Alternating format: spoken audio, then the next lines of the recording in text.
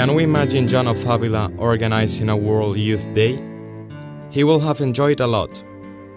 But he only had the chance to witness Magallanes Elcano's first circumnavigation to the world, from 1519 to 1523. He traveled through all Andalusia when the fastest means of transport for land was a horse. He could not send SMS by his mobile, neither using his computer, nor having his own blog or social web.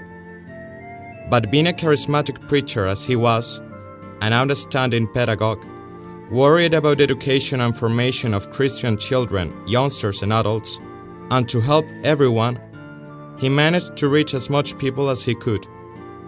He even composed a catechism in verse to be sung and learned by heart by young and old people. He was also experienced and skillful, and he invented, for instance, an instrument to make water go up and down, very useful in that time.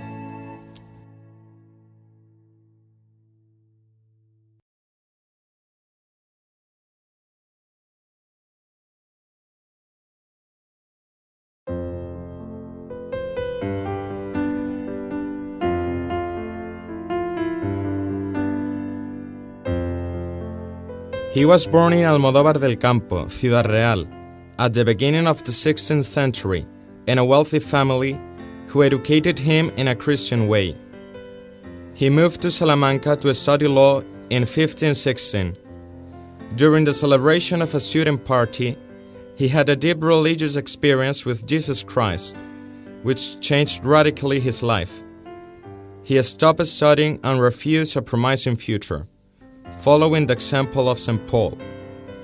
But whatever things were gained to me, those things I have counted as loss for the sake of Christ.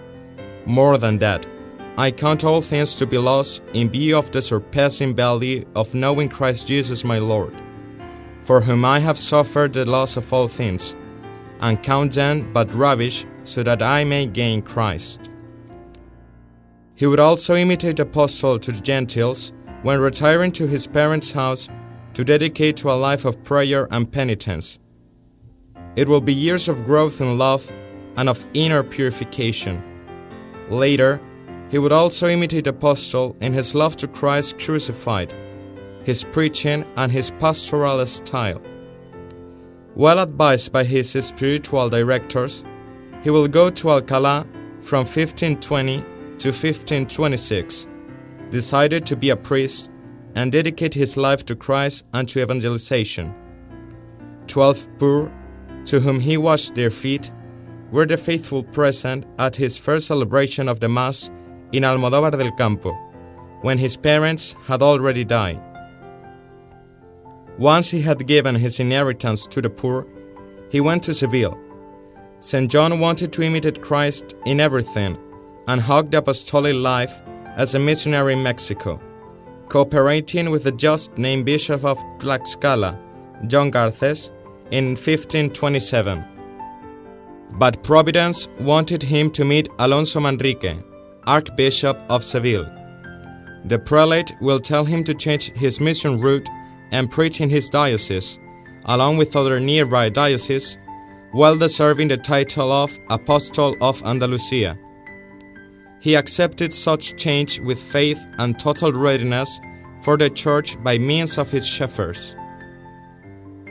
He managed to adapt the truths of faith to the understanding of common people with easy and illuminating words. He changed the lives of many people by his preaching and spiritual direction.